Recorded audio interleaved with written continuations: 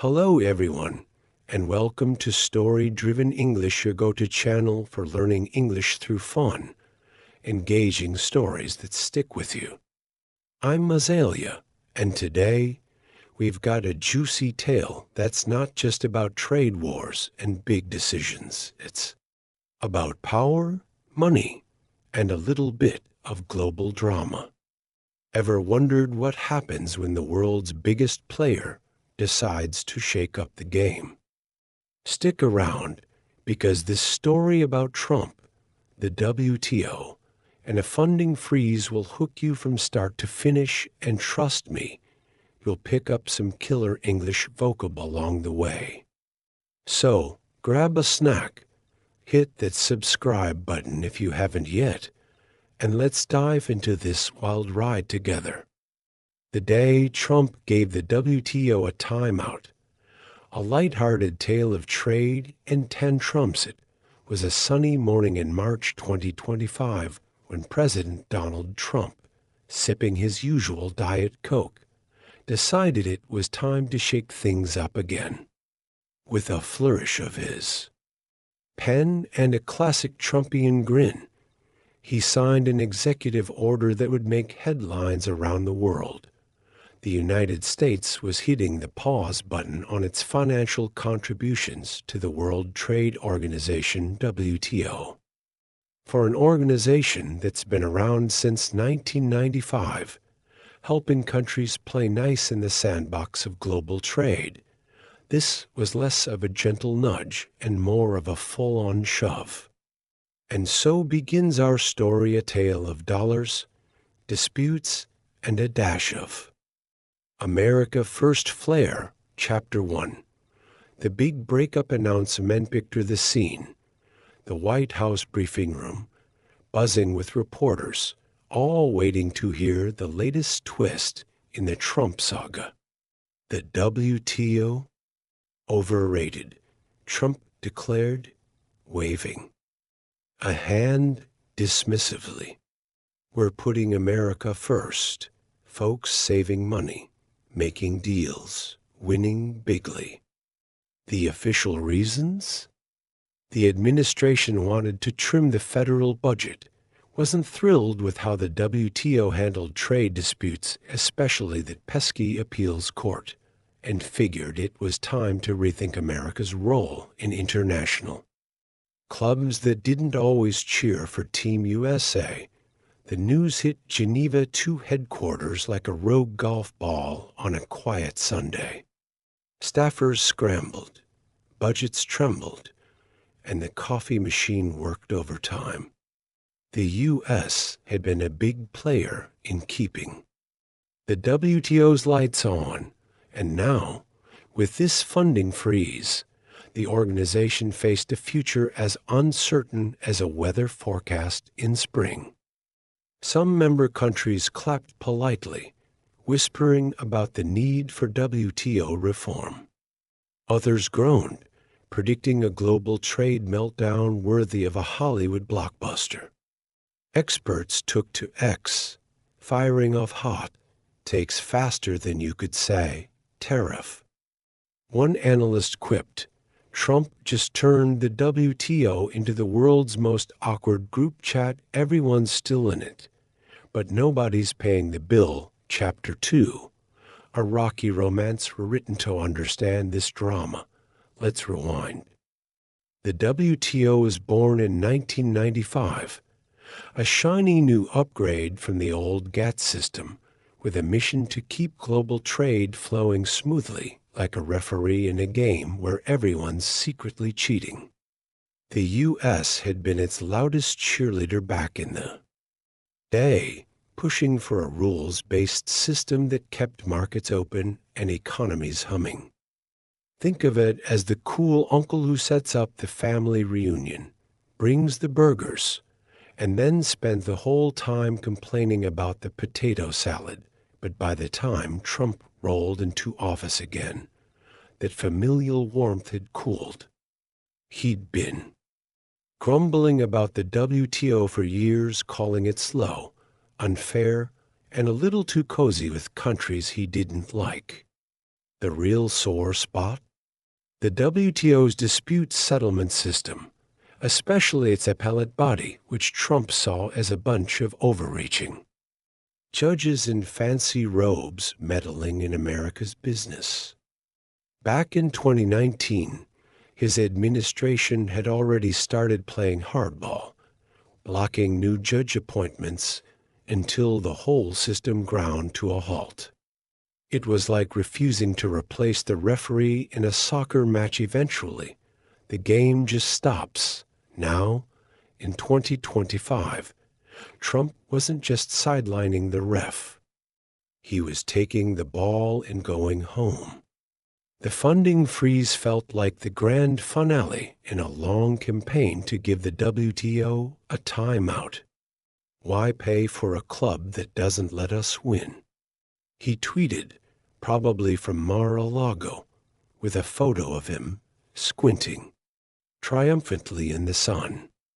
His supporters cheered, dreaming of a world where America could negotiate trade deals one-on-one, like a reality TV showdown. Critics, meanwhile, warned of chaos like a supermarket with no checkout lines, just a lot of yelling and cart bumping. Chapter 3. The world watches and snickers as the dust settled. The global reaction was a mix of gasps, shrugs, and a few quiet chuckles. China and the EU, longtime sparring partners in the WTO ring, issued stern statements about upholding multilateralism. Though rumors swirled, they were secretly thrilled to see the U.S. step back. Smaller nations, reliant on the WTO to level the playing field, weren't so amused. This is like the rich kid leaving the playground and taking the swings with him. One diplomat muttered over a cappuccino in Geneva. Back home, Trump reveled in the chaos, hosting a press conference where he claimed the move would make trade great again. He even hinted at a grand review of all U.S. ties to international groups NATO, the UN, maybe even that mysterious group that decides daylight savings time. We're auditing everything, he said, winking at the camera. Except my taxes. Of course, those are perfect. Meanwhile, the WTO soldiered on, tightening its belt and hoping other members might chip in extra to keep the lights on. Experts debated late into the night. Was this the end of global trade as we know it, or just Trump being Trump? One thing was clear: this story wasn't over. With a review of America's international memberships looming, the world waited to see if the U.S. would rejoin the game or build its own sandbox instead. Either way, it was a plot twist no one saw coming well, except maybe those who'd been following Trump on X all along. Chapter 4. The sneaky pause that caught everyone off guard now. Let's zoom in on how this whole funding freeze went down because, in true Trump fashion, it wasn't exactly a grand ceremony with trumpets blaring. On March 28, 2025, just as spring was teasing the world with warmer days, the U.S. quietly hit the brakes on its payments to the two. No press conference, no dramatic speech, just a subtle, "Oops, did we forget to send the check?" moment. That left everyone scrambling to figure out what was happening. Word didn't come from an official White House podium, but trickled out through 3 trade insiders who, let's be honest, probably couldn't resist spilling the tea. Strategic vagueness, one analyst called it on X, while another snarked, or maybe they just lost the memo in the West Wing shredder. Rewind a few weeks to March 4th, though, and the plot thickens. At a WTO budget meeting, probably one of those snooze fests where everyone's pretending to care about spreadsheets, a U.S. representative casually dropped a bombshell. America's payments for 2024 and 2025 were on hold, pending a review. Picture the scene: a room full of trade nerds in suits, clutching their coffee cups, suddenly wide awake as the U.S. rep delivered the news with all the enthusiasm of someone reading a grocery list. It wasn't a public fireworks show, but inside the WTO's Geneva bubble, it was a quiet thunderclap, a sign that Trump's team had been plotting this move for a while, even if they hadn't bothered to tell the world yet. This slow roll approach was classic bureaucracy with a twist of politics.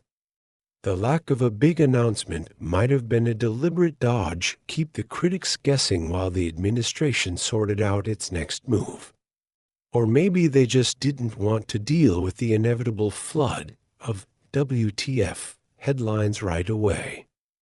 Either way, it left the WTO in a limbo that felt oddly personal, like when your friend says they'll Venmo you for pizza, but keeps forgetting. By the time the trade sources leaked the news on March 28th, the organization was already bracing for a leaner future, while Trump, somewhere in D.C. or Palm Beach, was probably chuckling over a well-done steak. "They'll figure it out," he might have said to an aide. Or they won't. Either way, we're winning. The whispers around Geneva painted a picture of an organization caught off guard, yet not entirely surprised, like when you're quirky.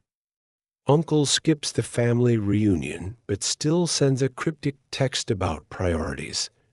The U.S. had telegraphed its grumpiness with the WTO for years, and this funding pause was less a plot twist and more the next episode in a long-running sitcom.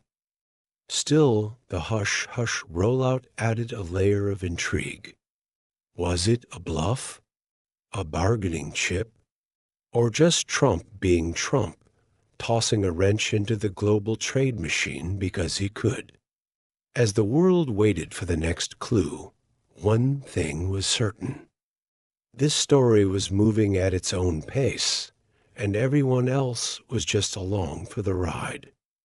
Chapter 5. The executive order that started it all and made Marco Rubio very busy behind the scenes of this WTO funding freeze was a bigger, bolder move, a classic Trump power play that had Washington buzzing and international bureaucrats sweating. In February 2025, just as the groundhog was predicting more winter, President Trump whipped out his trusty Sharpie and signed an executive order that was less a suggestion and more a marching order. He tasked his shiny new Secretary of State, Marco Rubio, with a Herculean mission: comb through every single international organization the U.S. was part of, too, included, and figure out if they were worth the price of admission. 180 days, Marco, Trump probably said, leaning back in his chair. Tell me who's naughty and who's nice. America first, baby. The State Department jumped into action, or at least as much action as a bureaucracy can muster. A spokesperson, looking slightly frazzled on CNN, explained that the WTO funding pause was just one piece of this grand puzzle. We're reviewing everything, they said, probably while clutching a stress ball. Does it help America? Does it hurt America? Does it even matter? Stay tuned. The goal was clear. Make sure every dollar sent overseas was waving the stars and stripes loud and proud. With a deadline set for August 2025, the clock was ticking, and the world's orgs were on notice. Prove your worth or get the boot. But wait, there's more. This wasn't the only executive order stirring the pot that month. Around the same time, Trump dropped another bombshell titled something like, pulling the plug on useless unclubs and checking everyone else's homework. Okay, the real title was a bit wordier: revoking U.S. membership and terminating funding for certain United Nations organizations, and reviewing U.S. support for all international organizations. But you get the vibe. This one took aim at the Unhuman Rights Council, UNHRC, and UNESCO, two groups Trump had long eyed like a picky eater staring down a questionable buffet. Out, he declared, slashing their funding faster than you can say. Budget cut. The order didn't stop there. It was a full-on international spring cleaning. Rubio's team was told to dig into every treaty, every convention, every handshake deal the U.S. had ever signed. UNESCO got a special magnifying glass. Was it secretly anti-Israel? Anti-American? Did it even do anything useful? And then there was UNRWA, the Unagency for Palestinian Refugees, which got a big fat zero in the funding column alongside the UNHRC. No more cash for freeloaders, Trump tweeted, likely with a thumbs-up emoji.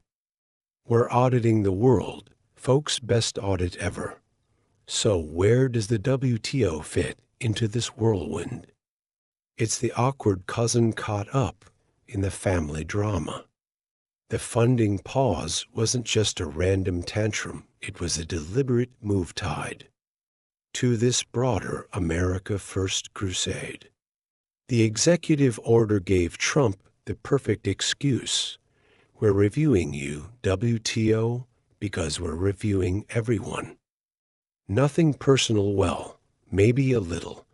It was a slick way to dress up a political jab in the suit of official procedure. Reduce spending? Check. Stick it to the globalists? Double check. Keep everyone guessing? Triple check. As Rubio's team huddled over spreadsheets and diplomatic cables. The two in the world watched nervously. Would the U.S. come back to the table with a smile and a checkbook, or would it strut off to build its own trade playground? One thing was for sure. This wasn't just about money. It was about sending a message, loud and clear, with a side of Trumpian swagger. They'll thank me later, he probably mused, kicking back with a Coke. And somewhere in Geneva, a WTO staffer sighed, I need a vacation. Chapter 6, America First, strikes again. WTO edition. If this whole two-funding freeze feels like déjà vu, it's because it's got America First written all over it in big, bold, star-spangled letters. For President Trump, this wasn't just about pinching pennies. It was a love letter to his signature policy, a philosophy so core to his brand, it might as well be tattooed on his golf clubs. America First wasn't just a catchy slogan. It was the North Star guiding his administration's every move, especially when it came to dealing with those fancy global clubs that didn't always salute the U.S. flag first. And the WTO? Well, it had been on Trump's naughty list for a while. Picture Trump at his desk, squinting at a world map like it's a takeout menu he doesn't trust. Why are we paying for this WTO thing if it's not making America richer? He might have grumbled to an aide who nodded furiously while Googling WTO budget under the table. In Trump's eyes and those of his loyal base, global outfits like the WTO were less partners and more freeloaders, sipping America's hard-earned cash while handing out trade rulings that didn't always give the U.S. the VIP treatment.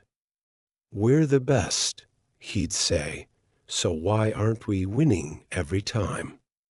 It's the kind of logic that sounds absurd until you realize it's the heartbeat of America first. So, cutting the WTO's allowance fit like a glove in two. This grand plan.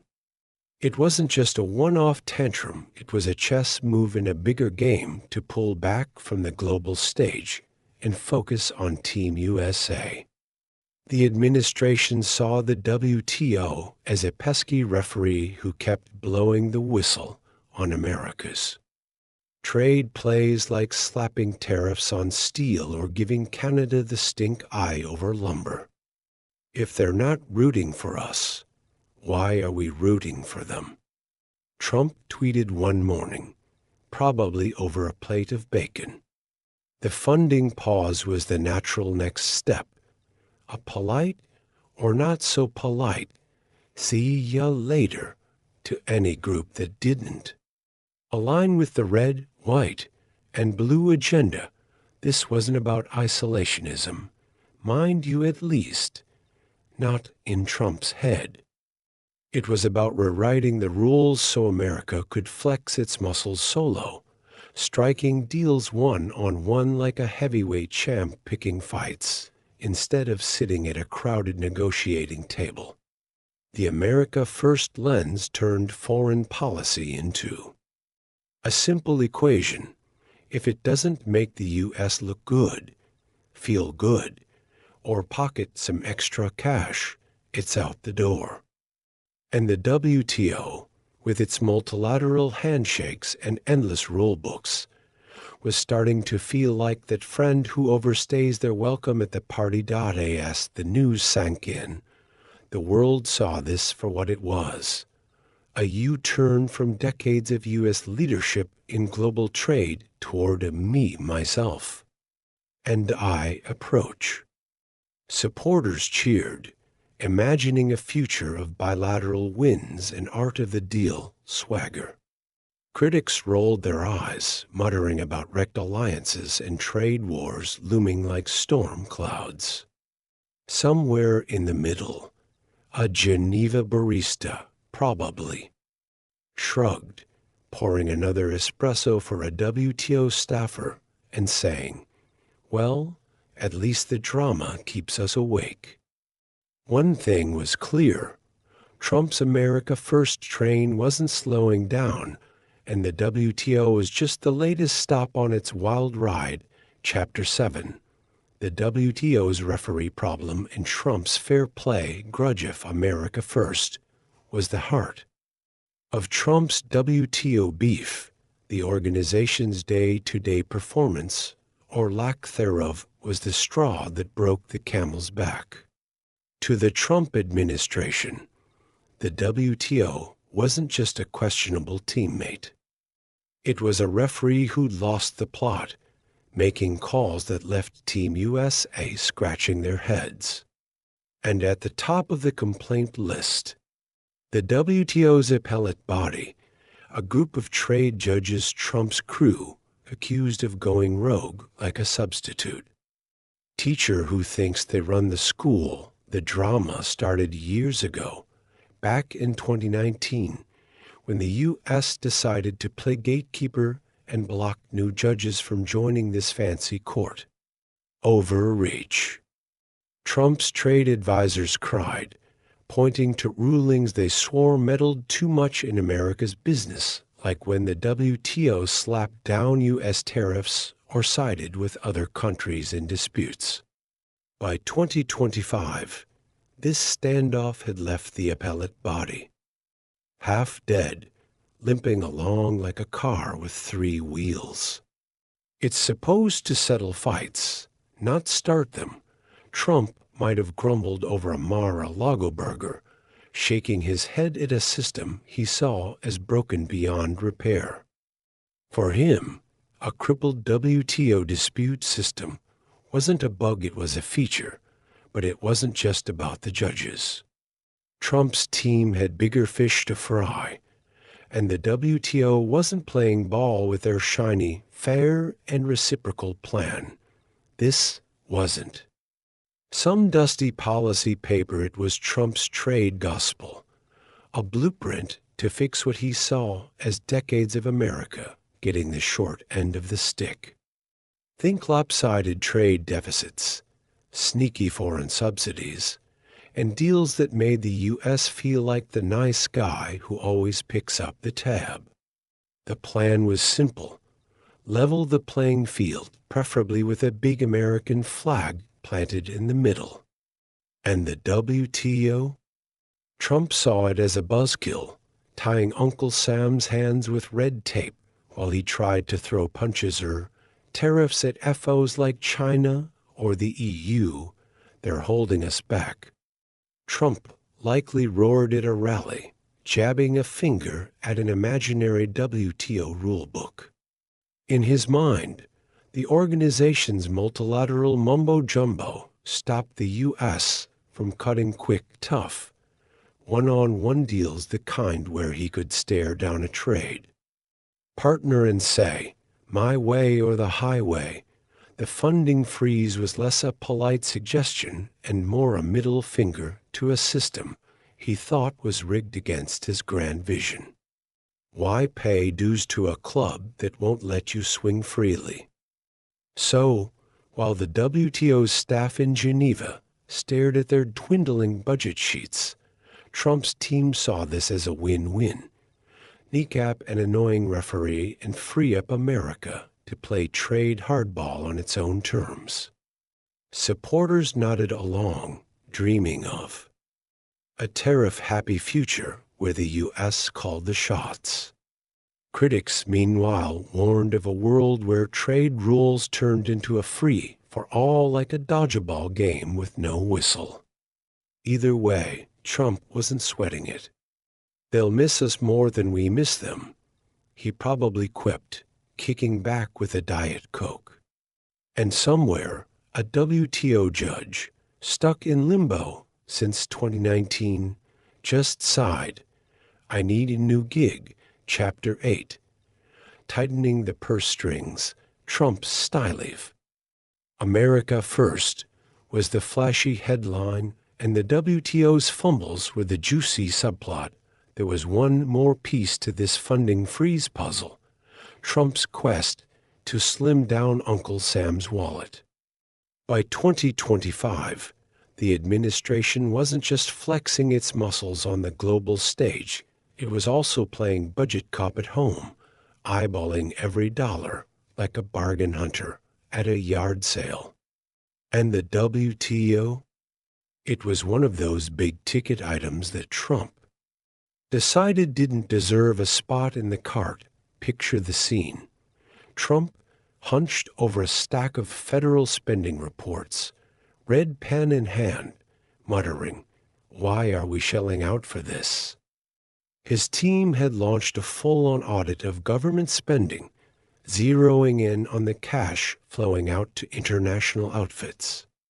The WTO, with its Geneva rent and coffee budget, was a prime target. "We're trimming the fat, folks," Trump declared, at a presser flashing the trademark grin. No more blank checks for globalists. America's getting lean and mean. It was classic Trump, part policy, part performance, all aimed at keeping his base cheering. This wasn't just about geopolitics, it was domestic politics with a side of fiscal flair. The America First vibe gave the big picture why, but slashing spending was the how that hit home for voters. For the folks in diners across the Midwest, or retirees flipping through cable news, cutting funds to some far-off trade group sounded like common sense. Why send our tax dollars overseas when we've got potholes to fix? They'd say, nodding over their coffee. Trump knew the tune well, and he played it like a maestro, tying the WTO pause to a broader promise of government thrift.so, while the Geneva crowd fretted over spreadsheets. Trump's team saw this as a topher. Stick it to an international org. They didn't love and score points with it. Keep our money at home crowd. It was a budget cut dressed up as a patriotic flex, less about the numbers, though those helped, and more about the message. "We're saving cash and winning," Trump probably tweeted, tossing in a winking emoji for good measure. Critics grumbled about short-sightedness, but his fans ate it up, picturing a leaner government that didn't waste a dime on stuffy global clubs. In the end, the WTO funding freeze wasn't just a trade spat, it was a chapter in Trump's ongoing saga to reshape America's checkbook. Whether it had balanced the books or just stir more chaos, one thing was clear: Trump wasn't afraid to swing the budget axe, and the WTO was just the latest to feel the chop. Somewhere, a Treasury staffer sighed, "At least it's not my department yet." Chapter 9. The WTO's money woes and America's timeout corner. No, let's talk cold, hard cash, or the lack of it, because the WTO's bank account was starting to look like a college kid's after a weekend splurge. In 2024, the organization's annual budget clocked in at a cool 205 million Swiss francs. That's about 232 million US bucks for those keeping score at home. The way the WTO splits the bill is pretty straightforward. Each country ponies up based on its slice of the global trade pie. For the U.S., with its hefty trade swagger, that meant coughing up around 11, roughly 22.55 million francs, or $25.52 million. Not exactly chump change, even for Uncle Sam. But then came Trump's funding freeze, and those checks stopped coming. By December 2024, the U.S. owed 22.7 million francs, a debt big enough to earn it a shiny Level 1 delinquent badge at the WTO's Financial Detention Hall. The penalties? No chairing committees, no peeking at the secret club documents, and probably a few awkward stares in the Geneva cafeteria. "Sorry, Dave from D.C., you can't sit with us," a European delegate might have whispered over a croissant. For an organization already juggling tight finances, losing America's chunk of change was like trying to host a party after your richest friend bails on the bar tab. The numbers tell the story plain as day. The WTO is expecting $25.52 million from the U.S. for 2024, but instead, it got a big fat zero and a $25.7 million IOU to boot. That's not just a hiccup. It's a full-on budget bellyache. Staffers in Geneva started eyeing the thermostat. Can we turn it down to save a franc or two? While the higher-ups wondered how long they could keep the lights on. Trump, meanwhile, was probably sipping a Diet Coke somewhere, shrugging it off. "They'll figure it out, tough love, folks." This cash crunch didn't just sting the WTO's wallet, it bruised America's clout, too. Once the big shot who helped write the trade rulebook, the U.S. was now the guy in the back row, sidelined and scribbling, "I'll pay you later" notes. Sure, it fit Trump's America First playbook. Why fund a club that doesn't always cheer for you? But it left the WTO wobbling and the U.S. looking less like a leader and more like a grumpy dropout. We're still in the game. A U.S. trade rep might have insisted, but without the dues paid, it was hard to call the shots. As 2025 rolled on, the ripple effects were anyone's guess. Would other countries step up to fill the gap, or would the WTO start cutting corners like a broke startup? One thing was clear: Trump's timeout was hitting the organization where it hurt most, right in the francs. And somewhere, a WTO accountant sighed. I knew I should have gone into tech instead. Chapter 10. The WTO's Plan B, and a lot of crossed fingers with the U.S. playing hard to get with its checkbook. The WTO wasn't about to just sit there and sulk. In Geneva, the mood was less panic mode and more, let's roll up our sleeves and figure this out. The organization started sketching out contingency plans faster than a squirrel hoarding nuts before winter. Details? Well, they were keeping those cards close to the chest. No official playbook had hit the press by March 2025. But you could bet they were brainstorming everything from tighten the coffee budget to beg Canada for a loan behind closed doors. Enter Ismaila Dean, the WTO's smooth-talking spokesperson, who stepped up to the mic with the calm of a guy who's seen worse. Yes, the debts could cramp our style, he admitted, probably with a shrug and a practiced smile. But we're not sweating it yet. We're managing our resources like champs and have plans to keep the ship afloat, no matter what. It was the kind of statement that screamed, we've got this, even if the subtext was, please, someone, send help. The WTO wasn't spilling the beans on specifics. Maybe they were still figuring out if Casual Fridays could double as a cost-saving measure, but the vibe was clear. They weren't going down without a fight. This scramble for Plan B underscored just how big a deal the U.S. funding freeze was. It wasn't just a little hiccup. It was a full-on, moment that could stall meetings, delay reports, or even put trade talks on ice. Imagine trying to host a global trade party with half the snacks missing. Awkward, right?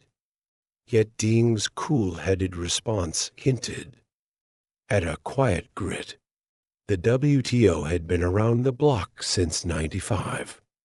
It wasn't about to let one delinquent member, even a big one, sink the whole operation. We've got resilience in spades, he might have added off mic, sipping an espresso that was definitely on the budget now. Still, the hush-hush planning left room for speculation. Were they leaning on other big players like the EU or Japan to chip in extra? Cutting staff perks like those legendary Geneva chocolate breaks? Or maybe gasp raising everyone else's dues to plug the gap? Whatever the fix, it was a high-stakes juggling act, and the world was watching. Trump might have been chuckling stateside, but in Geneva, the WTO was channeling its inner MacGyver, ready to keep things running with duct tape and determination. We'll be fine, Dean probably muttered to himself, glancing at a dwindling bank statement. Probably. Chapter 11. America's delinquent badge and the WTO's naughty list. Buying a deadbeat isn't a great look for anyone. And by late 2024, the U.S. had officially joined the WTO's naughty list with its Level 1 delinquent status. According to the organization's rulebook, if you skip your membership dues for over a year, you're in for some wrist slapping, and it gets worse the longer you dodge the bill. For the U.S., that meant no more playing boss at WTO committees or sneaking peeks at the official docs. It was like getting grounded by your parents. No car keys, no phone, just a lot of sitting in the corner while the grown-ups talk. The penalties kicked in because, as of December 2024, the U.S. owed 22.7 million Swiss francs over a year's worth of dues that Trump's team had decided weren't worth paying. Level 1 was just the start, though. The WTO's punishment. Latter had more rungs. Level 2 and Level 3. loomed like storm clouds, promising harsher measures if the tab stayed unpaid. What exactly? The details were fuzzy, think TBD in big red letters, but whispers around Geneva hinted at everything, from losing voting rights to a full-on membership timeout. Keep this up, and we might just lock the door. A WTO insider might have joked, half serious, half hoping it wouldn't come to that. Here's the kicker. The U.S. wasn't alone in the delinquent club. By late 2024, Bolivia, the Democratic Republic of Congo, Djibouti, Gabon, and Gambia were also sporting Level 1 badges. But let's be real, those 5 weren't exactly the heavy hitters. The U.S., with its 11% chunk of the budget, was the VIP whose absence everyone noticed. It was like a dinner party where the guy who promised to bring the steak flacked out, leaving the rest with a sad pile of mashed potatoes. We've got a broader funding problem. A WTO staffer might have sighed, eyeing the list, but America's the one making it a headline. For the U.S., this wasn't just a financial oopsie, it was a power cut. No chairing meetings meant less sway over trade talks. No documents meant flying blind on key updates. We're still in the room, a U.S. rep might have insisted. But it was hard to call shots from the back with your hands tied. Trump's team probably shrugged it off. Who needs their papers? We've got X. But the reality stung. America's voice in the WTO was fading. One unpaid bill at a time. As 2025 marched on, the big question lingered. Would the U.S. climb out of the hole or dig deeper into Level 2 territory?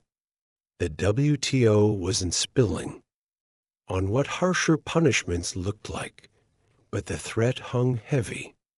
For now, the U.S. sat in its Level 1 timeout, sharing the bench with smaller players while the world watched.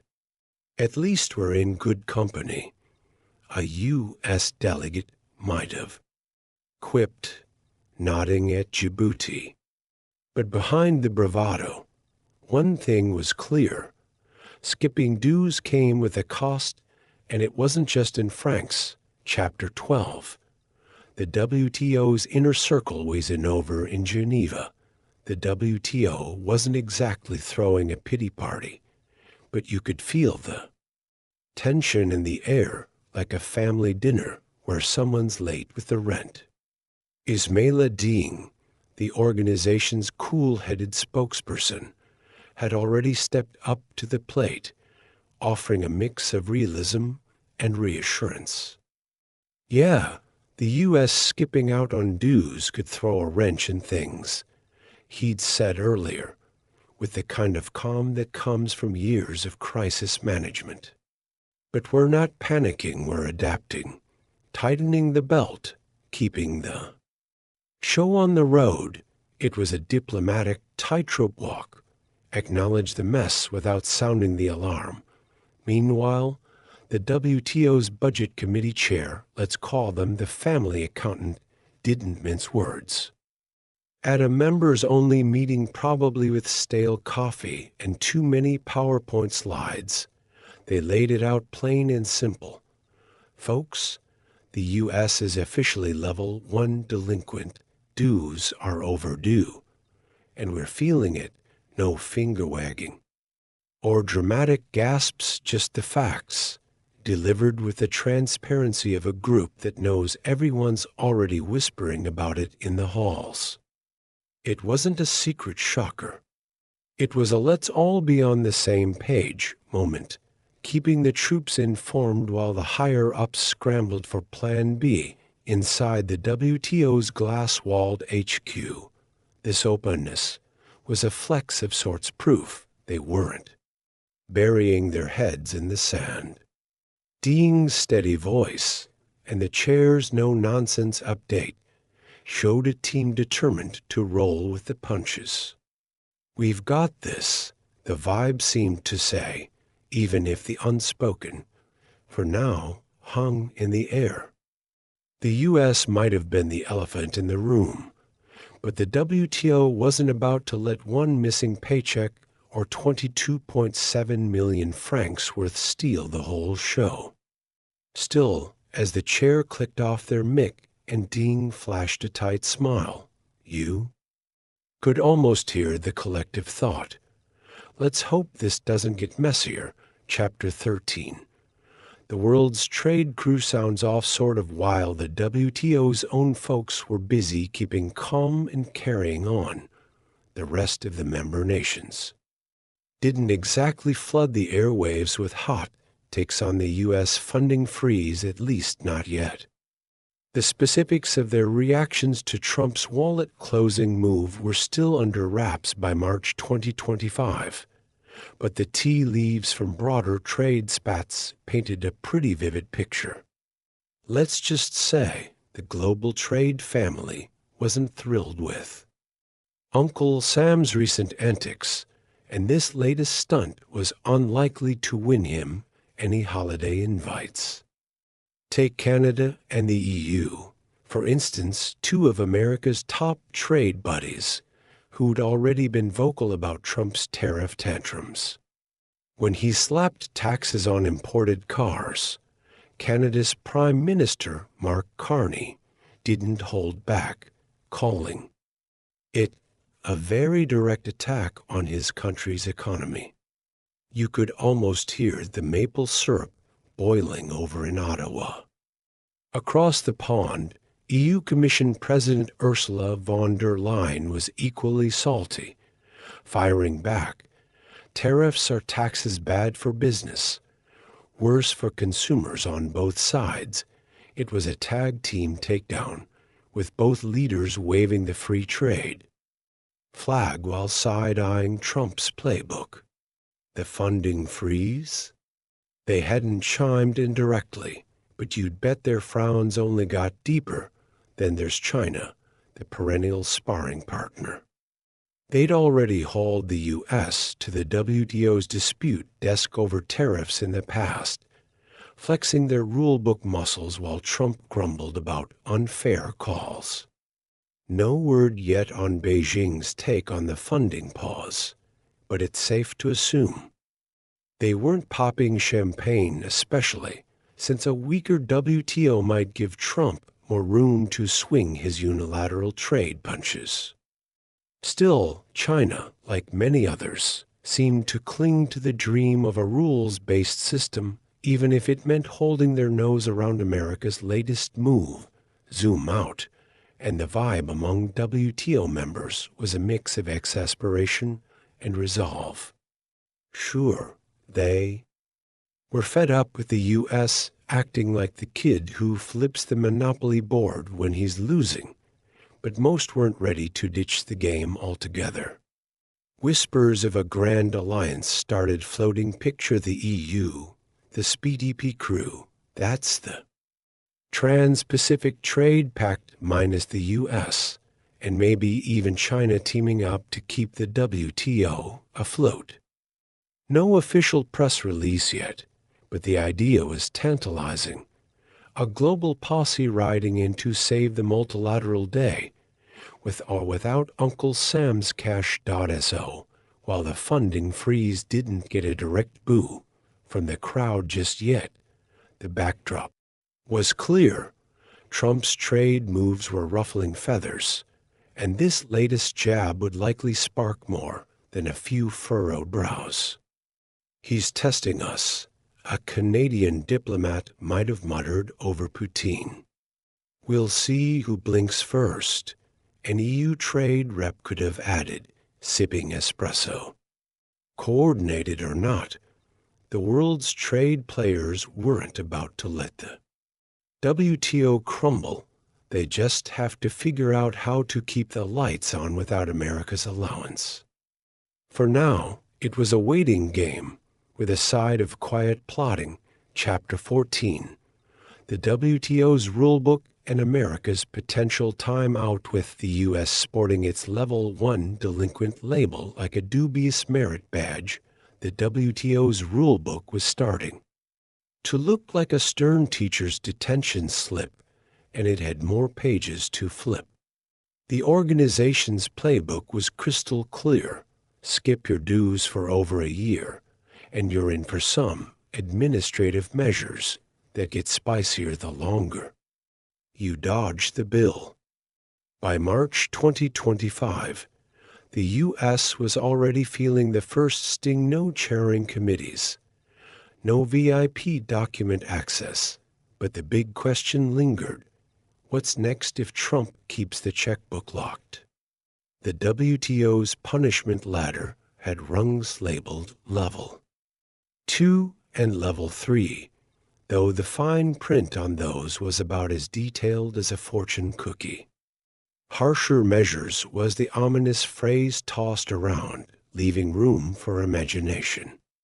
Could it mean yanking U.S. voting rights at meetings, kicking their reps out of key talks, or, in a worst-case plot twist, suspending America's membership altogether, like cutting off a freeloading roommate's Wi-Fi? No one was spilling the beans just yet, and Geneva wasn't exactly rushing to crank up the heat beyond Level 1, but the threat was there, dangling like a storm cloud over the U.S.'s WTO future.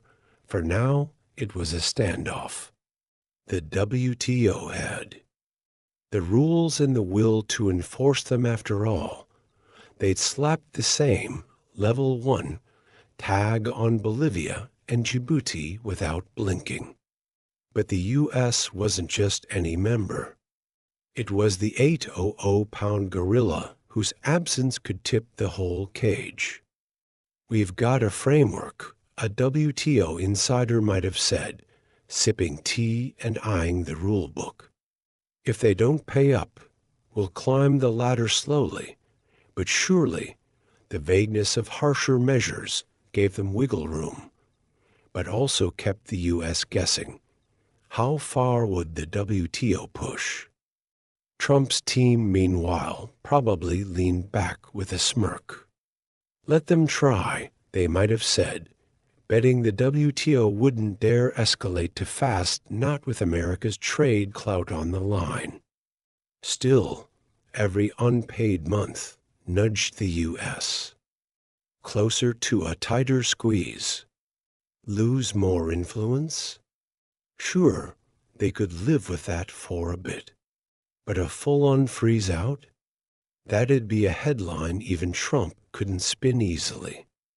For now, the WTO held its cards close, and the U.S. played it cool, two sides in a quiet tug-of-war, waiting to see who'd flinch first.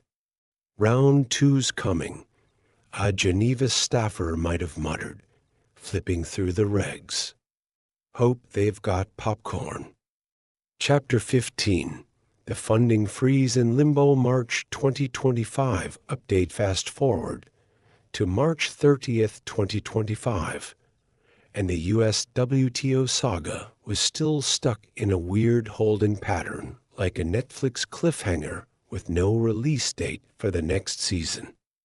The U.S. had slammed the brakes on its WTO contributions for 2024 and 2025, leaving them on pause while the administration hemmed and hawed over its next move. That 22.7 million franc tab from 2024, still unpaid, keeping the U.S. snugly in its Level 1 delinquent timeout corner. No committee gavels, no secret files, just a front row seat to watch the trade world spin without much say, the big wild card. That 180-day review Trump had dumped in Secretary of State Marco Rubio's lap back in February. With a deadline ticking toward August 2025, Rubio's team was supposedly digging through every international org's pros and cons, WTO included. Worth it or not, was the question. But 3 months in, they weren't exactly shouting answers from the rooftops. Was the U.S. gearing up to cut TIs for good, pony up the cash, or just keep everyone guessing? No one knew, and the silence was louder than a foghorn at a library. For the WTO, this limbo meant more nail-biting. The U.S. wasn't just any donor, it was the deep pockets that kept the lights humming. Without clarity, Geneva was left juggling budgets and backup plans, all while wondering if Uncle Sam would ever swipe his card again. Trump, meanwhile, was probably kicking back, unfazed. "They'll wait, we're America," he might have quipped over a steak, betting the world wouldn't dare push too hard. But with Rubio's review still brewing and the clock ticking, the future of U.S. funding was anyone's guess, a slow-burn drama with the stakes high and the script unwritten. Stay tuned. A D.C. aide might have winked. In Geneva, they just sighed. "We're trying." Chapter 16. The experts weigh in hope, worry, and a dash of Trumpology as the U.S. WTO funding freeze simmered. The brain trust experts, analysts, and trade wonks couldn't resist tossing their 2 cents into the ring. First up was William Reinsch, a seasoned U.S. trade vet now perched at the Center for Strategic and International Studies, CSIS. He wasn't ready to write off America's WTO tab just yet. "They'll pay up eventually," he predicted, leaning on a glimmer of optimism. His evidence?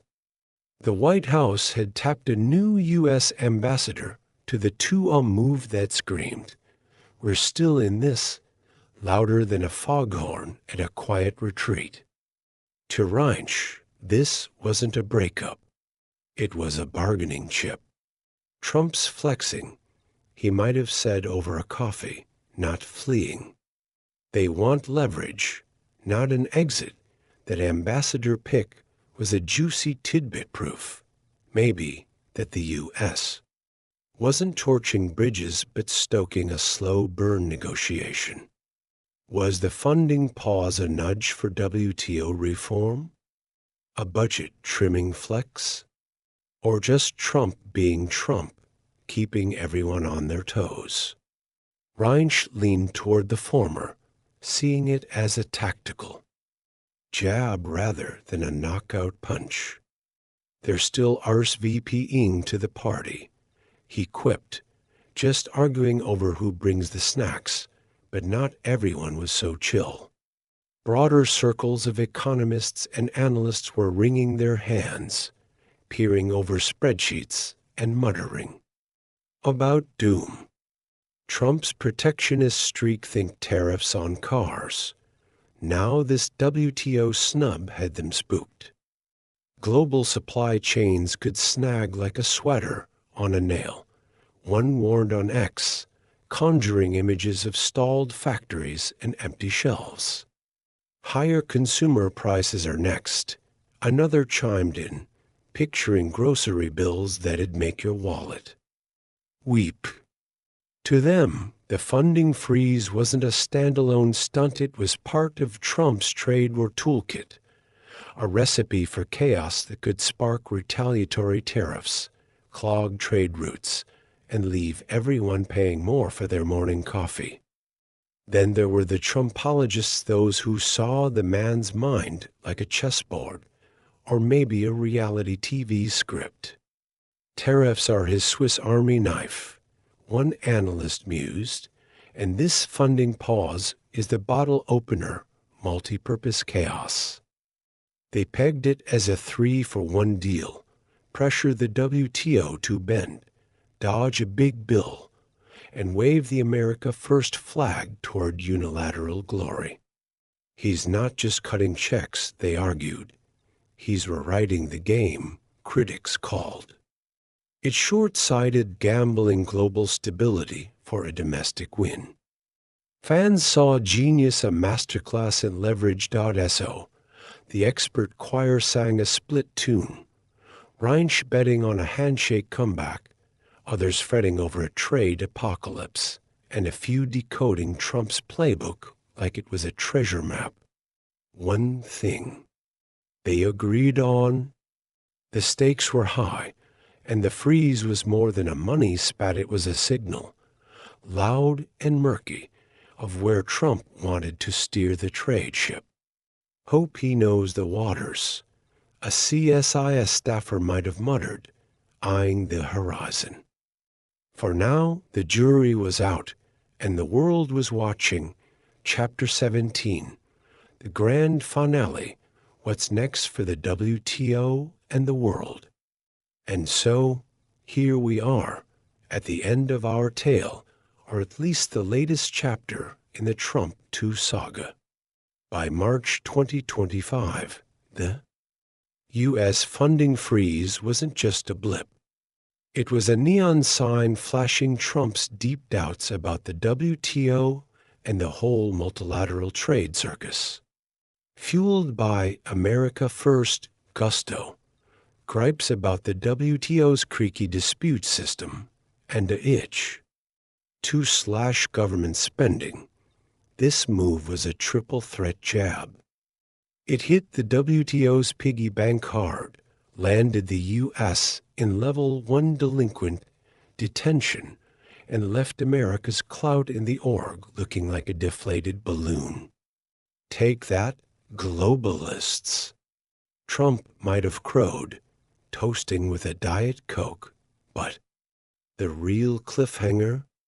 What this means down the road for the WTO, for trade, for the world.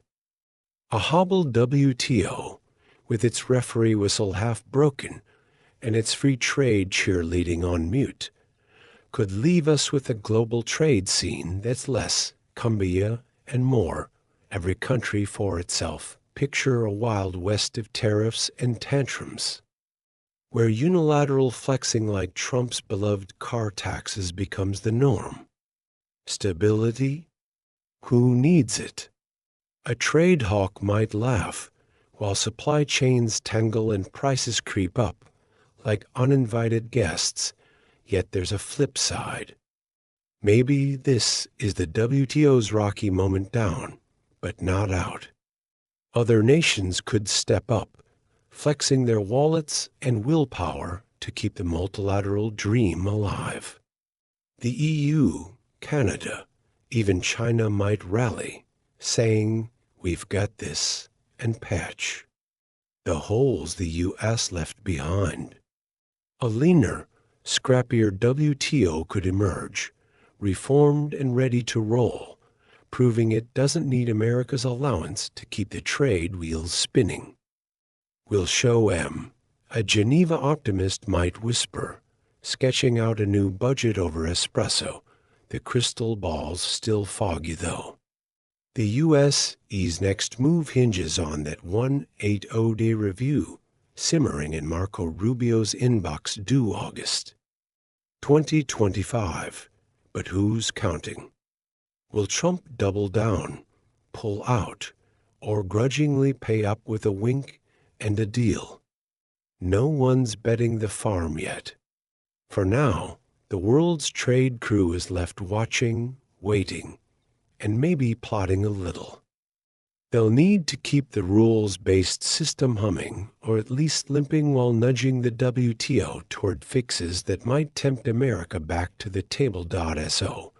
Our story closes with a to-be-continued vibe. The WTO's fate and global trades. 2 hangs in the balance, teetering between chaos and comeback. Trump's timeout shook the board, but the game's far from over. Buckle up, a trade analyst might say, sipping coffee and eyeing the headlines. This ride's just getting started, and somewhere in D.C. or Palm Beach, Trump's probably grinning, knowing he's still the wild card everyone's talking about. Well, folks, that's the end of our wild ride with Trump, the WTO, and a funding freeze that's got the world holding its breath. Will America pay up, or will the trade game turn into a free-for-all? We'll have to wait and see, but one thing's for sure, your English just got a little sharper, didn't it? Thanks for sticking with me on this one. If you enjoyed this story, and I know you did give it a sneaky little like, share it with a friend who loves a good twist, or drop a comment below with your wildest guess about what happens next. Oh, and if you're not subscribed yet, come on, join the story-driven English crew. What's stopping you? A trade tariff. Hit that button, and I'll see you in the next story. Until then, keep learning, keep laughing, and catch you later.